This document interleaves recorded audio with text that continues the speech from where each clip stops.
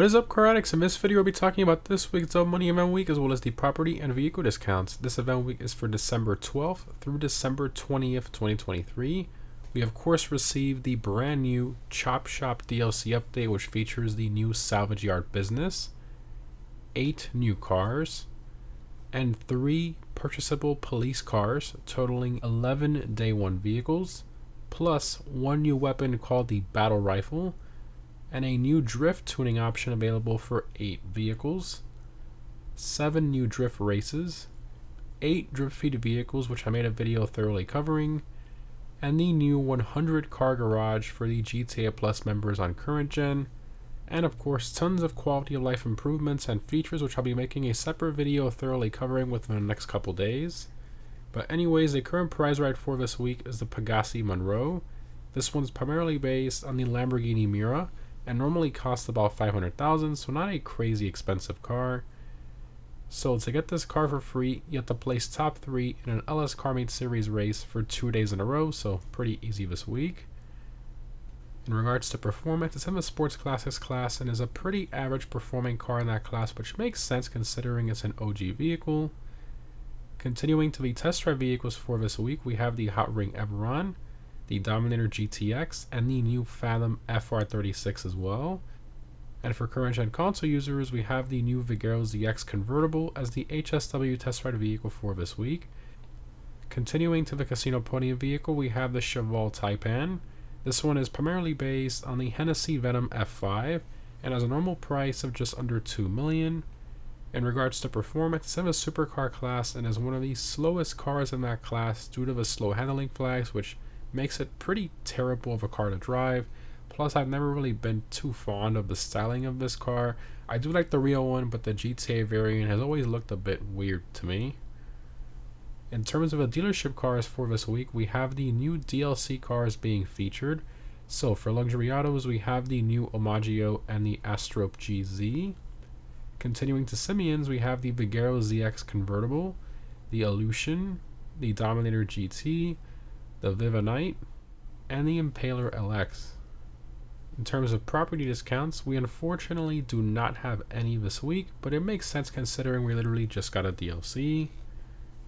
Continuing to vehicle discounts, we do have some this week, so we have 40% off the Cypher. This car is in the sports class and doesn't really have all that great a performance, being around mid-pack, but it has a really good customization, styling, and it's just a really nice car to drive. I highly recommend this one. Next up, we have 40% off the Osiris.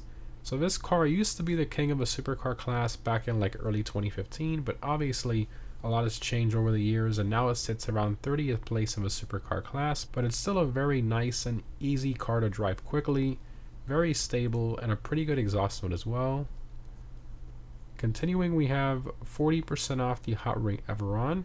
So this one's in the sports class and is a very slow vehicle in that class. However, it's one of the best choices for hot ring races due to its top speed, so I guess that's something worth considering if you ever like doing hot ring races. Next up, we have 40% off the Dominator GTX.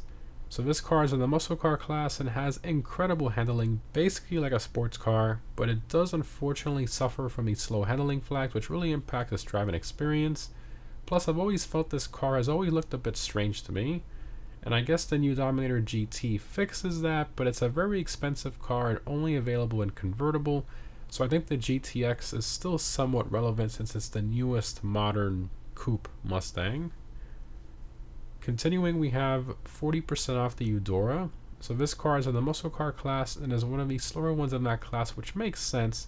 This car is not made for performance, but it's most definitely a gorgeous car that has great customization.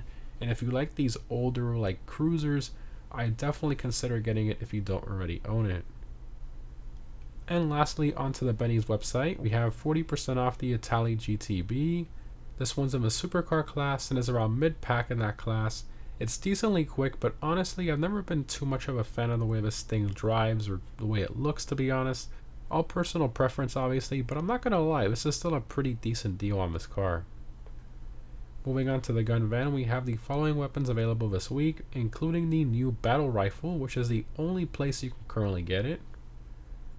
Continuing to double money, we have double money NRP on the adversary mode Keep the Pace, plus double money NRP on select community series jobs.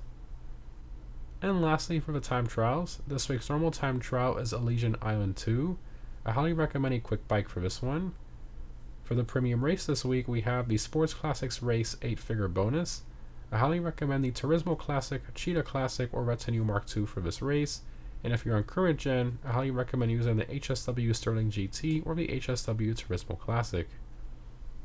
And lastly, for current gen console users, the HSW Time Trials Pacific Bluffs. As always, the HSW Hakachu Driver were the best one for these.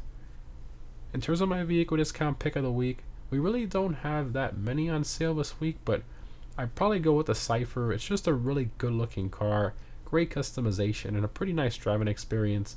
One of my favorite cars from the Tuners DLC for sure.